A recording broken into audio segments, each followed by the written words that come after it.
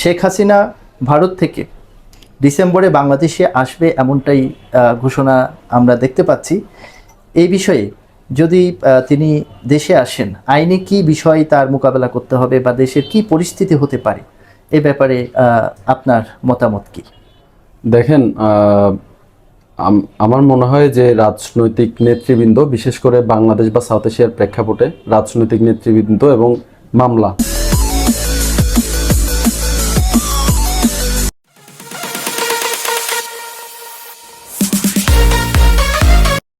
আসসালামু আলাইকুম, আমি অ্যাডভোকেট চৌধুরী ফাহাদ আছি আপনাদের সাথে।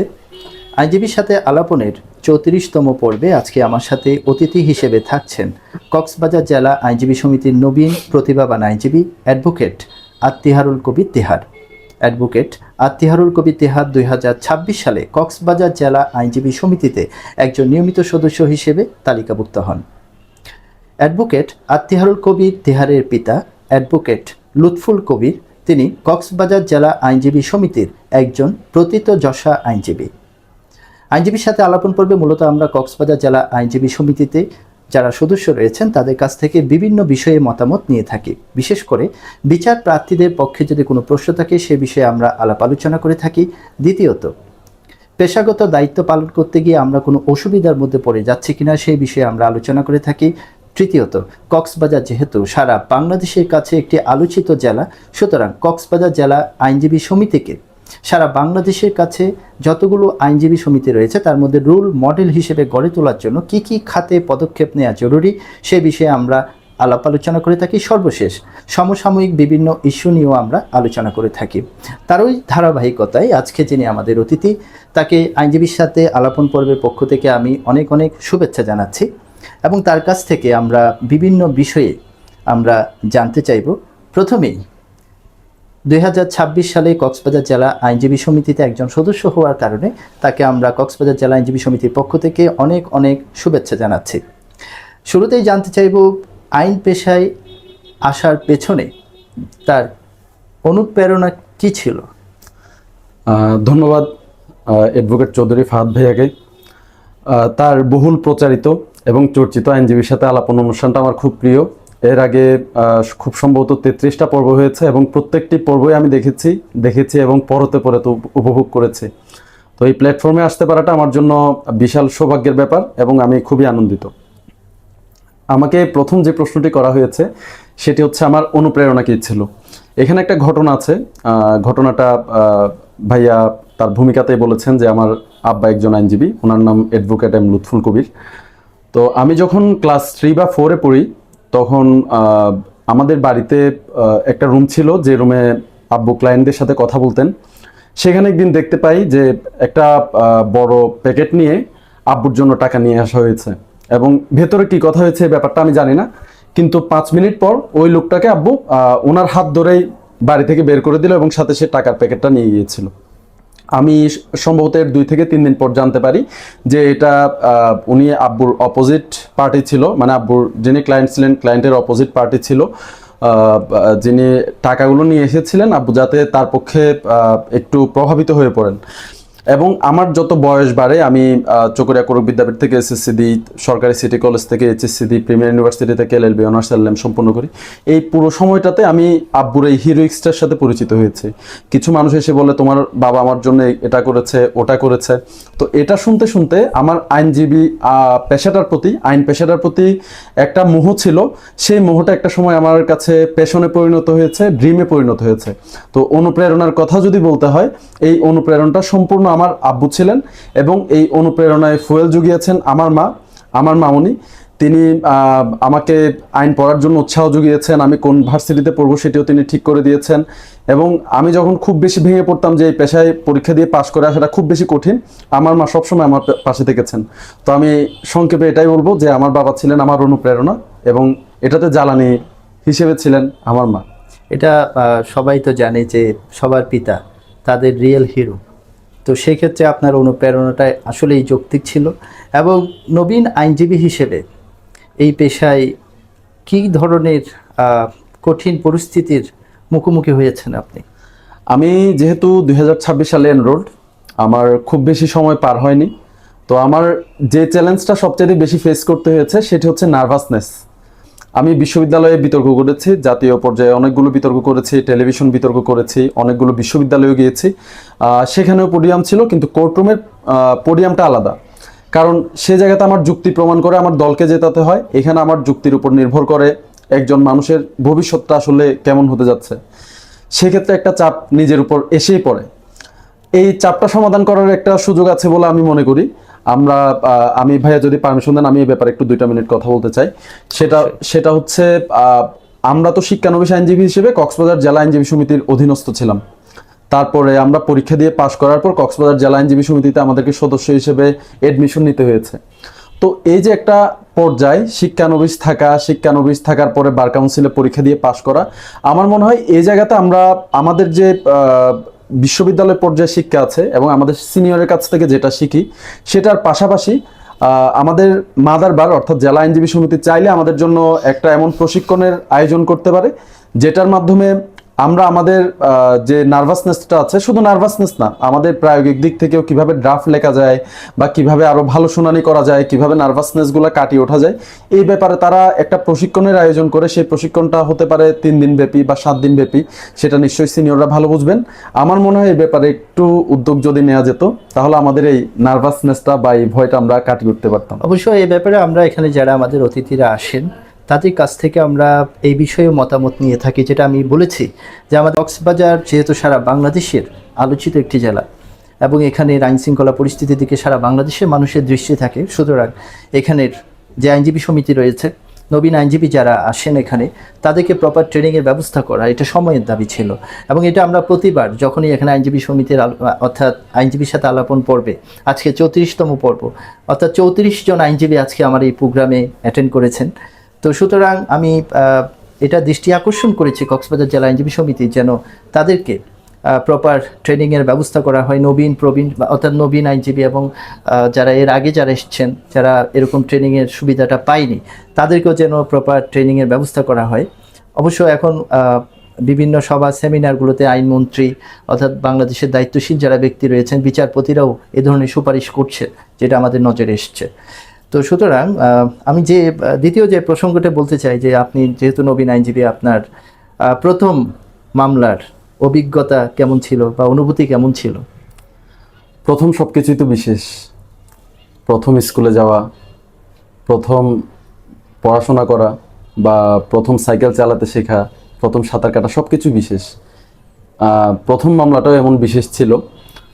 ওটা ছিল একটা ভূমি আইনের মামলা। আমাদের রেজাল্ট দেয় হচ্ছে 15 তারিখ, 15 মার্চ। তো এর 3 দিন পর আমার বিজ্ঞ সিনিয়র লুৎফুল কবির স্যার তিনি আমাকে বলেন যে একটা ভূমি আইনের মামলা সারেন্ডার করব, আসামি হচ্ছে 3 জন, আর এই পুরো শুনানিটা তুমি করবা। উনি আমাকে ব্রিফ দিয়েছিলেন, কিন্তু শোনার পর থেকে আমি এক্সাইটমেন্ট, নার্ভাসনেস এবং ভয়ের কারণে একটা মিশ্র অনুভূতি আমার মনের মধ্যে বিরাজ করছিল। আমি যখন কোর্টে যাই তখন আমার বিজ্ঞ সিনিয়র এবং আমাদের চেম্বারমেট অ্যাডভোকেট সাকিবুল্লাহ তারা আমাকে বারবার অভয় দিচ্ছিলেন যে কিছু হবে না, তুমি যেভাবে বিতর্ক করো ঠিক সেভাবেই কথাটা বলবা, তোমার যে শুনানিটা আছে। এরপর আমি ডায়াসে গেলাম, যখন মামলা ডাকলো আমি মনে হয় কোর্টের দিকে খুব বেশি তাকাই নাই। আমি যতটুকু মামলাটার ব্যাপারে জানতাম পুরো ব্যাপারটা এক নাগাড়ে বলে গিয়েছি। তো তারপর বিজ্ঞ সিনিয়র বললেন পুরা কোর্টকে মেনশন করে, অর্থাৎ যারা বিজ্ঞ আইনজীবীরা ছিলেন ওখানে কোর্টে যারা উপস্থিত ছিলেন এবং বিজ্ঞ বিচারক ওনাকে বললেন যে সে আমার জুনিয়র, এটা তার প্রথম শুনানি। তো এই যে ইন্সপাইরেশনটা, এবং আমি মনে করি এটা শুধুমাত্র উৎসাহ না, এটা হচ্ছে আমাকে সামনে এগিয়ে যাওয়ার জন্য একটা পথ তৈরি করে দেয়া। এটার পর আমার যত ভয় ছিল, আমার যত জড়তা ছিল, সেদিনের জন্য পুরোটা কেটে গিয়েছিল। এবং যখনই আমি জানতে পেরেছি যে আমার ক্লায়েন্টের জামিন হয়েছে, তখন আমার মনটা আসলে আনন্দে, আমি বলবো, বিস্ফোরিত হয়েছে। এটা আসলে চমৎকার অনুভূতি, ভাষায় প্রকাশ করা যাবে না। অবশ্য আমরা আরেকটা জিনিস, যারা আমার দর্শক রয়েছেন তারা অবগত হয়েছেন নিশ্চয়ই, এই উত্তরে সে বলেছে যে সে বিতর্ক প্রতিযোগিতায় অংশগ্রহণ করত, যে কারণে যারা বিতর্ক প্রতিযোগিতায় অংশগ্রহণ করে নিঃসন্দেহে তারা স্বভাবগত কারণেই তারা একটু আত্মবিশ্বাসী থাকে এবং কথা বলতে কোনো জড়তা থাকে না। এবং আজকেও তিনি যেভাবে স্বতঃস্ফূর্তভাবে আমাদের আইনজীবীর সাথে আলাপন পর্বে অংশগ্রহণ করে খুব সাবলীলভাবে তিনি তার উত্তরগুলো দিচ্ছিলেন। নিঃসন্দেহে একজন বিচারক যখন দেখতে পান যে তার সামনে দাঁড়িয়ে যে আইনজীবী যদি এভাবে সুন্দর করে সাবলীলভাবে তার বক্তব্য উপস্থাপন করতে পারে, নিশ্চয়ই নিঃসন্দেহে তিনি অভিভূত হবেন এবং জাজমেন্ট সেটা তো বিচারিক বিষয়, তবে তিনি আপনার এই বক্তব্যে সন্তুষ্ট হবেন, এতে কোনো সন্দেহ নেই, এটাই আমার বিশ্বাস। এবং প্রত্যেকটা নবীন আইনজীবী যারা আছেন কক্সবাজার বারে, তাদেরকে পড়াশোনা করে যে মামলার বিষয় নিয়ে তিনি আদালতে দাঁড়াবেন সেই মামলার ব্যাপারে প্রস্তুতি নিয়ে বিচারকের সামনে তিনি তার বক্তব্য উপস্থাপন করবেন, এটাই আমরা কামনা করি। এবং আরেকটি বিষয় যে বিশ্ববিদ্যালয়ে আমরা যে জ্ঞান অর্জন করেছি, যেটা আপনিও বিশ্ববিদ্যালয়ে পড়েছেন, বাংলাদেশের অন্যতম স্বনামধন্য বিশ্ববিদ্যালয় যেটা প্রিমিয়ার ইউনিভার্সিটি, তো বিশ্ববিদ্যালয়ের অর্জিত জ্ঞানের সাথে প্র্যাকটিসের কোনো, অর্থাৎ আমরা যে আদালতে প্র্যাকটিস করি এটার মধ্যে কোনো পার্থক্য আপনার চোখে পড়েছে কিনা, যে মানে পুঁথিগত বিদ্যার সাথে যেটা আমরা থিওরিটিক্যাল, এটার সাথে কোনো পার্থক্য দেখেন কিনা? অবশ্যই বিশ্ববিদ্যালয়ের যে আমাদের যে অর্জিত জ্ঞান, সে অর্জিত জ্ঞানের সাথে এটার একটা পার্থক্য আছে, এবং এটা শুধু পার্থক্য বলে ভুল হবে, আমি মনে করি বিস্তর পার্থক্য আছে, বিস্তর ফারাক আছে। কেন আমি সেটি বলছি, আমরা যখন বিশ্ববিদ্যালয় জীবনের শেষ প্রান্তে ফাইনাল ইয়ারে, তখনই আমাদের ক্ল্যাব কোর্সের জন্য একবার কোর্টে যেতে হয়েছিল। সেদিনে আমি বুঝেছিলাম যে বিশ্ববিদ্যালয়ে আমরা যা পড়ে এসেছি, নিশ্চয়ই আমাদের স্যাররা আমাদেরকে অনেক নিবেদনের সাথে, অনেক ভালোবাসার সাথে পড়িয়েছেন, তবে এই যে 6 মাস বা 4 মাসে আমরা যে কোর্সগুলো পড়ে এসেছি, সেই কোর্সগুলোর প্রায়োগিক দিক কোনগুলো, কেন আমরা যেটা রেস জুডিকাটা, রেস সাবজুডিস পড়েছি, বা সিআরপিসি 403 ধারায় ডাবল জিওপার্ডের কথা বলেছি, এটা আমরা জানি যে একটা মামলা যদি হয়ে যায় ওই বিষয়ে আরেকটা মামলা চলে না, এটার আসলে প্রায়োগিক দিক কোনটা, মানে কিভাবে হয় না, একই বিষয়টা কীরকম। আমার একজনের সাথে মারামারি হলো, সেই মারামারির ঘটনার আগে সে আমার কাছ থেকে চাঁদা চেয়েছে, এখন আমি চাঁদাবাজির মামলা করে ফেলেছি, কিন্তু পরবর্তীতে গিয়ে আমি মারামারির মামলা করতে পারবো কিনা, নাকি সেটাও রেস জুডিকাটার দোষে বাড়িতে হবে, কারণ একই ঘটনা থেকে দুইটা আলাদা ঘটনার উৎপত্তি। এই ব্যাপারটা আমরা কখনো বিশ্ববিদ্যালয়ে জানি। অর্থাৎ আমরা বই পড়ে জানতে পারি যে একটা সাইকেলের 2টা চাকা থাকে, ওই সাইকেল ওঠে, প্যাডেল চাপলে সাইকেলটা সামনে আগাবে। এখন সাইকেল ওঠার পর আমার ভিশন কিভাবে ঠিক রাখবো, প্যাডেলে পা কিভাবে রাখবো, এবং কোন সময়ে প্যাডেলে পাটা চাপতে হবে, সেটা জানার জন্য আমার প্রায়োগিক জ্ঞান দরকার, যেটা আমার মনে হয় যে আদালতে না আসলে কখনো জানা সম্ভব না। অবশ্যই প্র্যাকটিক্যাল লাইফ সম্পূর্ণ ভিন্ন, বিশেষ করে আইন জগতে। আইনে আমরা যেটা পড়ি, অনেক সময় দেখা যায় আইন সংশোধন হয়, সবচেয়ে যেটা বড় জটিলতা, এটাও প্র্যাকটিসের ক্ষেত্রে অনেকটা ব্যাপক ভূমিকা পালন করে। যেটা আপনি জানলেন যে আইন পড়ে যে একটা মামলা, অর্থাৎ যৌতুক নিরোধ আইনের মামলা আপনি আইনে পড়লেন, এই মামলাটি দায়ের হবে সিনিয়র জুডিশিয়াল ম্যাজিস্ট্রেট আদালতে, কিন্তু বর্তমানে সেটা সংশোধন করে লিগ্যাল এইডকে দায়িত্ব দেওয়া হয়েছে। সুতরাং প্র্যাকটিক্যালি দেখতে গেলে এটা ক্ষণে ক্ষণে পরিবর্তন হয়, আইন সবসময় পরিবর্তনশীল, যুগের প্রয়োজনে। আমাদের দেশের বিচারপ্রার্থীর সংখ্যা যেহেতু বেশি, তো নবীন আইনজীবীদের পক্ষে, যেহেতু বাংলাদেশে আমি যেমনটা বলেছিলাম যে সুবিধা বঞ্চিত মানুষের সংখ্যা বেশি, সুতরাং নবীন আইনজীবীদের পক্ষে এই বাংলাদেশে যারা সুবিধা বঞ্চিত যারা বিচারপ্রার্থী রয়েছে, তাদের পক্ষে কাজ করার সুযোগ পর্যাপ্ত আছে কি না? সুযোগ অবশ্যই আছে, তবে এক্ষেত্রে আমি যেটা একটা সমস্যা মনে করি, এটা আমার সাথে অনেকে একমত হবেন, অনেকে নাও হতে পারেন, সেটা হচ্ছে ফিনান্সিয়াল স্কারসিটি। এটা যার সিনিয়র খুব বেশি ফ্রেন্ডলি বা যে অনেক বেশি সুযোগ সুবিধা পায়, সেও কিন্তু নবীন অবস্থায় একটা পর্যায় পর্যন্ত অর্থনৈতিক একটা সংকটে থাকে। তো যখন দেখা যায় আপনার কাছে একজন মহিলা আসলো, সে আসলে তার স্বামী দ্বারা নিগৃহীত হয়েছে, সে একটা যৌতুকের দাবিতে তাকে মারধর করা হয়েছে, আপনি যখন নারী শিশু কোর্টে মামলা করতে যাবেন, আপনার সাধারণত খরচ থাকবে 1000 থেকে 1500 টাকা সব কিছু মিলিয়ে। আমি এটা স্পেসিফিক না করি, বিভিন্ন ক্ষেত্র বিশেষে আরও বেশিও হতে পারে বা কমও হতে পারে। তো সেই খরচটার পরে আপনার আইনজীবী হিসেবে ফিটা আপনি নেবেন, কিন্তু অনেক মানুষ আসে যারা এই 1500 টাকা দেওয়ারও সামর্থ্য থাকে না, দিনে আনে দিনে খায়। এই মামলাগুলো কিন্তু আমাদের যারা সিনিয়র আইনজীবী আছেন, আমি আমার সিনিয়রের ক্ষেত্রেও দেখেছি, অনেকগুলো মামলা তিনি তার পকেট থেকে টাকা বের করে আপনার সিনিয়র অর্থাৎ দিয়েছেন। আপনার পিতা? আমার পিতা পকেট থেকে টাকা দিয়ে করে দিয়েছেন। আমি নিজে মামলা লিখেছি, করে এসেছি, পরিশ্রম করেছি। তিনি বলেছেন এটা তুমি আল্লাহর কাছ থেকে পাবা। কিন্তু এই আল্লাহর কাছ থেকে যে পাবো সেই সিদ্ধান্তটা নেওয়ার জন্য বা সেই ভাবনাটা ভাবার জন্য একজন জুনিয়র আইনজীবী যার পকেটে ১,৫০০ টাকা নাই, ১,০০০ টাকা নাই, সে কিভাবে কাজটা করবে? তবে যদি তার ফিনান্সিয়াল ব্যাকআপটা থাকে, খুব ভালো থাকে, সে বনেদি ফ্যামিলি থেকে উঠে আসে বা তার ইচ্ছেও আছে এবং সে চিন্তা করছে যে আমি এটা কোনোভাবে ম্যানেজ করে দিয়ে দিই, ওভাবে সে যদি মানে খুবই পরম হিতৈষী হয় তাহলে সে করতে পারে, কিন্তু এটা খুবই কঠিন। অবশ্যই এটা খুবই আনন্দের যে আমি অত্যন্ত গর্বিত এবং এই ব্যাপারে আমি খুব প্রাউড ফিল করি। আপনার যিনি পিতা অ্যাডভোকেট লুৎফুল কবির, যিনি কক্সবাজার জেলা চকরিয়া চৌকি আদালতে বর্তমানে আইন পেশায় নিয়মিত আছেন। আমি চকরিয়া, যেহেতু আমার কক্সবাজার জেলায় আমার বাড়ি, তো জীবনের একটা সময় আমি কিন্তু চকরিয়া চৌকি আদালতে প্র্যাকটিস করেছি এবং আমার সিনিয়র ছিলেন আজকে আমার যিনি অতিথি, তার পিতা। তিনি আমাকে অত্যন্ত স্নেহ করতেন এবং তার কাছ থেকে আমি এই শিক্ষাটা পেয়েছি যে কথাটি উনি বললেন যে তুমি আল্লাহর কাছ থেকে পাবে। অবশ্যই আমাদের সুবিধা বঞ্চিত মানুষের পাশে আমাদের দাঁড়াতে হবে। তবে নবীন আইনজীবীদের জন্য এই সুযোগটা একটু বেশি, এই কারণে যে যারা বিচার প্রার্থী রয়েছেন তারা অনেকে মনে করে থাকেন যে সিনিয়র আইনজীবী মানে তাকে অনেক টাকা ফি দিতে হবে, কিন্তু জুনিয়র আইনজীবী মানে কম টাকা দিয়ে তার কাছ থেকে সুবিচার পাওয়া যাবে বা তার মাধ্যমে মামলাটি দায়ের করা যাবে। তো সুতরাং এই প্রশ্নটা এই কারণেই প্রাসঙ্গিক। অবশ্যই নবীন আইনজীবীদের পক্ষে সুবিধাবঞ্চিত মানুষকে আইনি সেবা দেওয়াটা অধিক্ষেত্র অনেক। এবং আরেকটি বিষয়, আমি সর্বশেষ আরেকটা প্রশ্ন রয়েছে যে আপনার দৃষ্টিতে বর্তমানে বাংলাদেশের আইন ব্যবস্থার কোন দিকটি সংস্কার করা উচিত, একটা বলেন সবচাইতে যেটা কমন, খুবই বেশি প্রয়োজন বর্তমানে। হ্যাঁ, আসলে আমাদের আইনের ফাঁক ফোকর এত বেশি, অনেক বিজ্ঞ আইনজ্ঞরা আমাদের হচ্ছে এই যে আইনগুলো আছে এগুলো তৈরি করেন, প্রণয়নের সাথে থাকেন, অনেকে পাশ করার ক্ষেত্রে থাকেন, কিন্তু আমার কাছে যেটা প্রধান সমস্যা মনে হয়েছে সেটা হচ্ছে আইনে মিডিয়ার যে অ্যাক্সেসিবিলিটি। সেটা কেন এটা মূল সমস্যা? ধরেন আমি যখন কোর্টে আসি, আমি একটা মামলা করলাম, আমি যেমন বিচার প্রার্থী, আমি যে মানুষটার বিরুদ্ধে মামলা করেছি তিনিও কিন্তু বিচার প্রার্থী। এখন আমি মামলা করেছি একটা ডাকাতির, তখন মিডিয়া নিউজ করে দিল যে অ্যাডভোকেট তিহার অমুকের বিরুদ্ধে একটা ডাকাতির মামলা করেছে। এখন আমি যে মামলাটা করেছি সেটা আমি বোনাফাইড ইন্টেনশন এসেছি কিনা, অর্থাৎ আমার ইন্টেনশন ভালো কিনা, সেটা কিন্তু মিডিয়া যাচাই করেনি।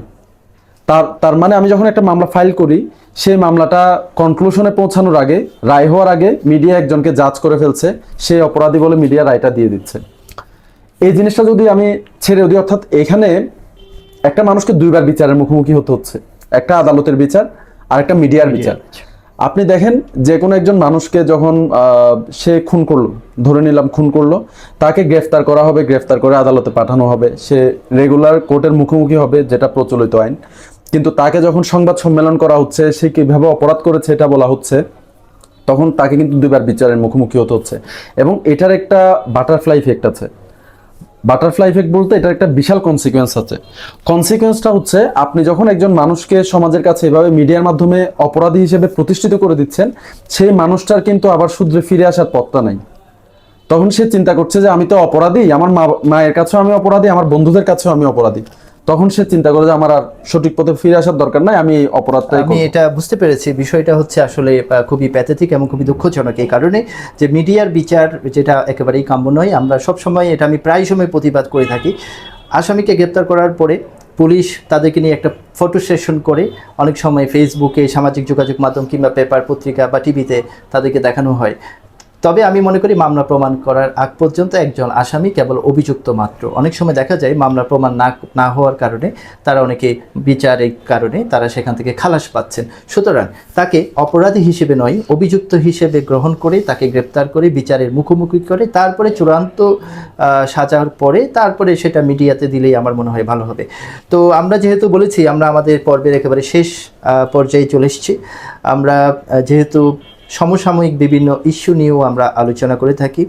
একজন আইনজীবী মানে, একজন আইনের ছাত্র মানে সে একজন দেশের সচেতন নাগরিক। সুতরাং দেশের একজন সচেতন নাগরিক হিসেবে আমি সমসাময়িক একটা প্রশ্ন করতে চাই। বর্তমান সবচেয়ে একটি আলোচিত বিষয় যেটা পেপার পত্রিকা সামাজিক যোগাযোগ মাধ্যমে আসছে, বাংলাদেশের ক্ষমতাচ্যুত প্রধানমন্ত্রী, সাবেক প্রধানমন্ত্রী শেখ হাসিনা তিনি ডিসেম্বরে দেশে আসার একটা ঘোষণা দিয়েছেন। এমনটাই আমরা পত্রপত্রিকা, সামাজিক যোগাযোগ মাধ্যমে পাচ্ছি। তো দেশের আমরা জানি যে আমরা আইনের ছাত্র হিসেবে বা আইনের আইনজীবী হিসেবে তার বিরুদ্ধে বেশ কয়েকটি মামলায় রায় ঘোষণা করা হয়েছে এবং তিনি একটি বড় একটি রাজনৈতিক দলের প্রধান এবং বাংলাদেশের পরপর তিনি প্রধানমন্ত্রী হিসেবে দায়িত্ব পালন করেছেন। তো দেশের একটা প্রেক্ষাপটে তিনি ক্ষমতাচ্যুত হন। বর্তমানে তিনি ভারতে রয়েছেন।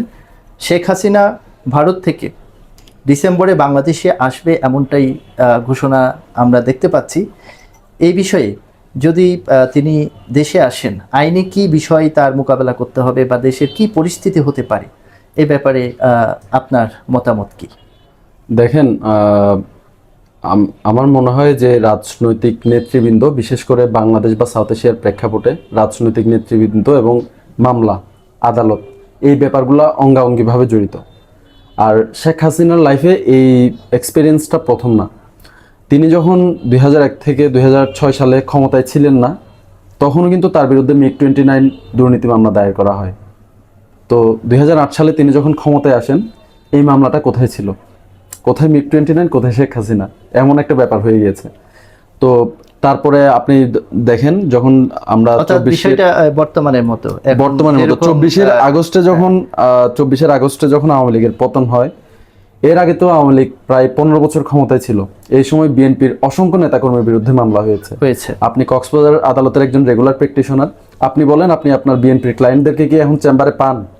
বা ওনাদের মামলাগুলোর কি অবস্থা? কারো কোনো মামলা নেই।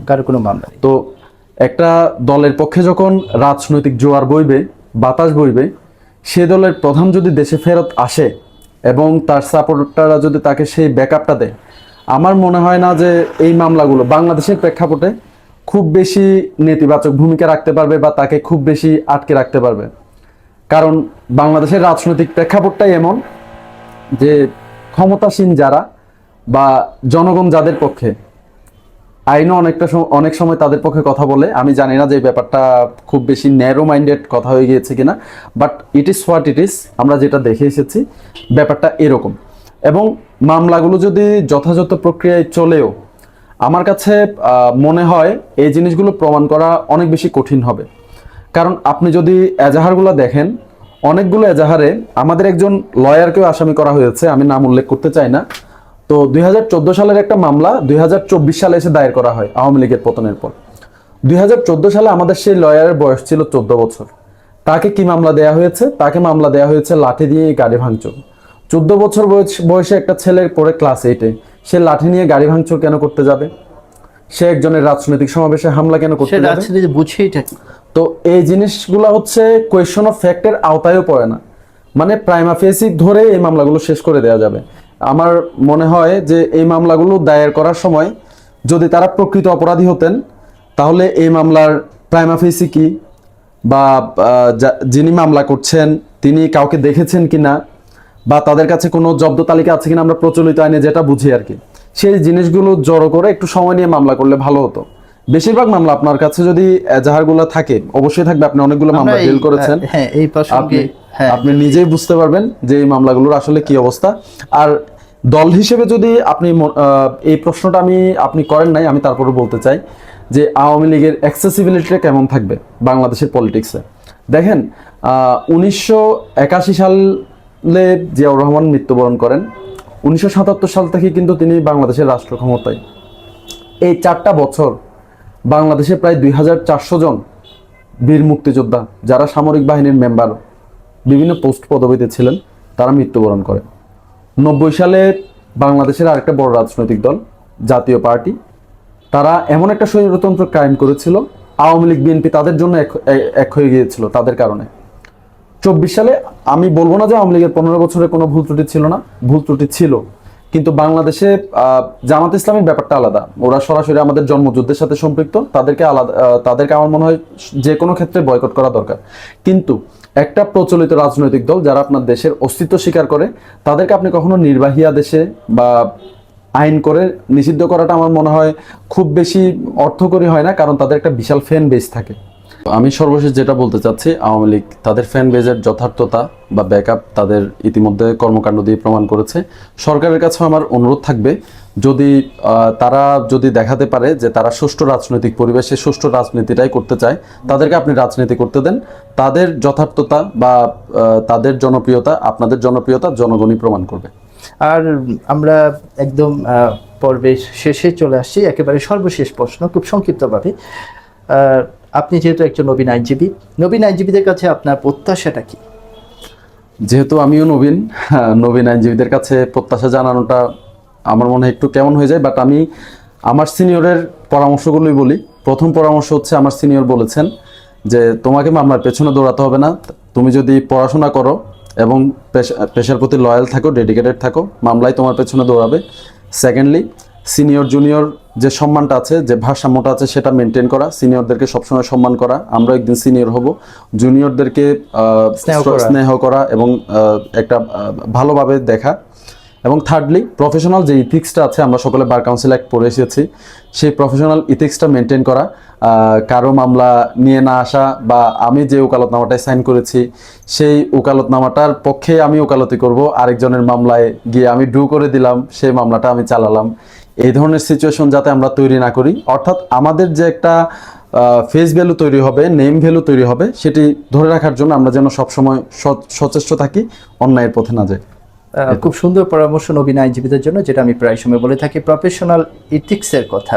অর্থাৎ একজন আইনজীবী যদি কোনো আসামি জামিন নিয়ে থাকে, সেই বিচার প্রার্থী যদি অন্য আইনজীবীর কাছে যায়, তখন তিনি পূর্বে নিয়োজিত বিজ্ঞ আইনজীবী যিনি জামিনটা নিয়েছেন তার অনুমতি ছাড়া যেন মামলাটি গ্রহণ না করেন। এটা সম্পূর্ণ প্রফেশনাল ইথিক্সের বাইরে। এটি একটি উদাহরণ মাত্র।